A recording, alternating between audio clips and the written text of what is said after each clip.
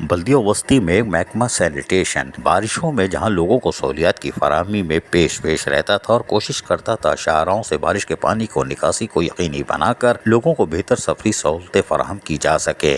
उसके साथ साथ बल्दिया वस्ती के महकमा सैनिटेशन ईद उल अजहा पर भारी भरकम आलाइशें भी सैनिटरी वर्कर उठाकर कोशिश करते थे कि ज़िला वस्ती में लोगों को एक साफ सुथरा माहौल ईद उल अजहा के हवाले से फराहम किया जा सके, और ये कोशिशें उनकी कारामद दिखाई देती थीं। ताहम अब Sindh solid waste management board की आमद के बाद यकीनी तौर पर काम उनके पास चला गया है।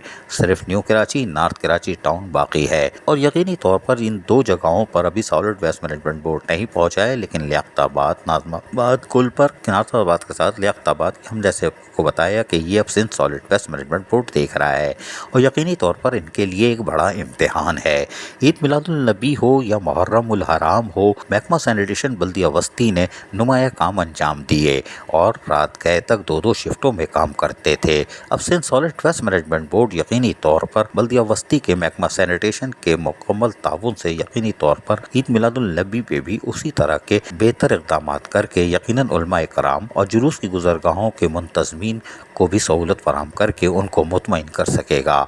और हमें उम्मीद है कि Sindh solid waste management board इस दफ़ा बल्दिया वस्ती के माजी के कामों को की तरह बिल्कुल उन्हीं की तरह और उन्हीं के ताउन से यकीनी तौर पर ईद मिलादुल नबी शान शान तरीके से और साफ़ सुथरे माहौल में मनाने की सहूलत फराहम करेगी। अब देखते हैं, Sindh solid waste management board का एक बड़ा इम्तिहान है, लेकिन हमें उम्मीद है कि वो इसमें कामयाब हो जाएंगे। अज़ीज़ आरिफ, KBS बल्दियाती न्यूज़ कराची। ऐसी ही खूबसूरत वीडियोस फ्यूचर में हासिल करने के लिए रेड बटन पर क्लिक करके और बेल आइकॉन को प्रेस करके हम सबके सब्सक्राइबर बनना मत भूलिए।